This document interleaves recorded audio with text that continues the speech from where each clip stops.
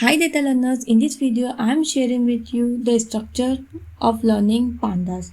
So Panda is a fast, powerful, flexible library and also open source for data analysis and manipulation. The first step when you are working with Panda, you have to read or load your data into Python. So these are the functions read, CSV, Excel and or SQL. After analyzing or cleaning your data, you have to save it back to a file. So for that, at that time you use two CSV or two Excel function. So this alone cover 90% of data loading you will do daily. So if you wanted to learn, you can screenshot it and use AI for learning, or else in future I'm going to create a video on each topic, also give you a data set as well as a practice question so you can master this thing. Next, after loading your data, you have to inspect what inside your data. So these are the function head, tail to see the first or last rows. Info, describe, shape, column, detail, these are the functions or attribute you can use to inspect your data. After understanding your data, the next step is to cleaning your data. So we have different functions to see whether our data contains null values or not, or if you wanted to drop that rows which contain null value, or wanted to fill those rows. So we have different functions. If you wanted to remove duplicates from your data set, or you wanted to change your column name or data type of a particular column, you use this function. After cleaning your data, the next step to selecting the data column. For example, I wanted a mean or average value of a age column. Then I use df.average age and dot average function. So this will return me the dot mean function here. This will return me the mean value of the particular column. If you wanted to select more than one column, you use this type of structure. Next is filtering row. For example, I want only the rows which where the salary is greater than 15,000. So I can use row wise filtering. Again, we can use location or integer location for selecting the data. This is how you can select or filter data in Pandas. Next, aggregation and grouping. So aggregation contains different mathematical functions, and grouping. For example, you wanted to see each cell in a category wise. So you use group by to the category column and what you wanted to see, sum of the sales column. So here you can use group by, value count or pivot table for aggregation and grouping. One by one, each topic I will cover in next videos. Here I'm just showing you the structure. If you learn in this structure, when you are working with Panda, you feel it's really easy, and remembering the functions also easy because you know what it does. Okay.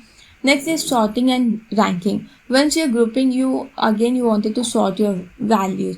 So for that we use sort values. Okay. And if you wanted to see the ranking wise, for example, n largest, you wanted to see 10 top 10 or top 10 persons salary wise. Okay, so you can use n largest or n smallest. You want to see the smallest salary and the particular number. So for that thing you use these function.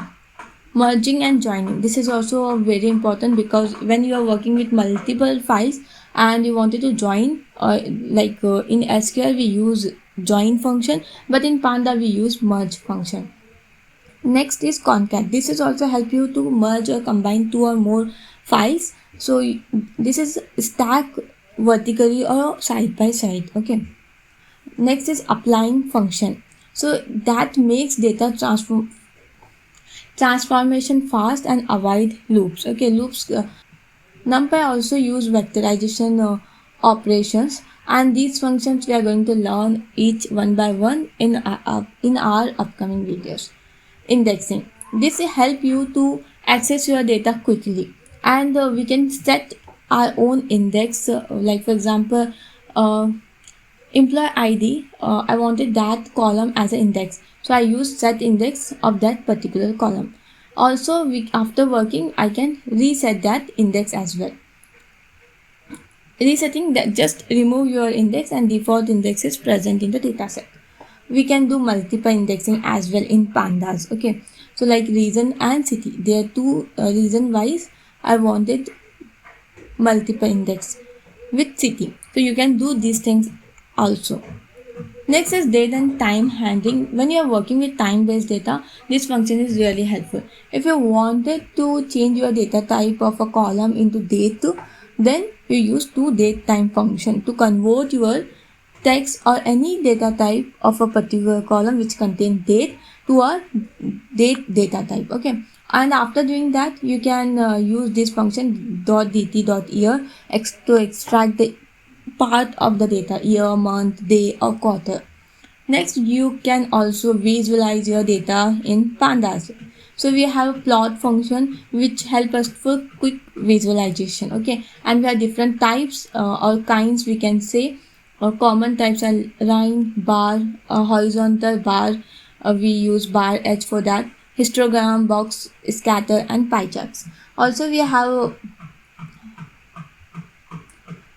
different for styling or customization, a title, X label, Y label, and fig size, which we have to write inside this plot.